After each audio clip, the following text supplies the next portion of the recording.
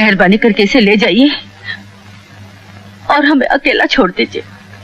नहीं नहीं मेम साहब, आप हमें पराया मत समझिए। आप भूल गई होंगी लेकिन हमें अच्छी तरह याद है। हम एक दिन आप सब लोगों को रिक्शा में बिठाकर घर ले गए थे। तब बहुत बारिश हो रही थी, हम भीग गए थे। आप लोगों ने हमें नए कपड़े दिए, इतने प्यार से खाना परोसा, हमें प्यार और इज्जत दी जो हमारे लिए एक नई चीज थी। और फिर उन्होंने हमें भाई कहा था। वो तो रहे नहीं लेकिन ये रिश्ता छोड़ गए हैं। फिर हम गरीब आप लोगों को दे ही क्या सकते हैं? हा? सुनो, ये फल नहीं है,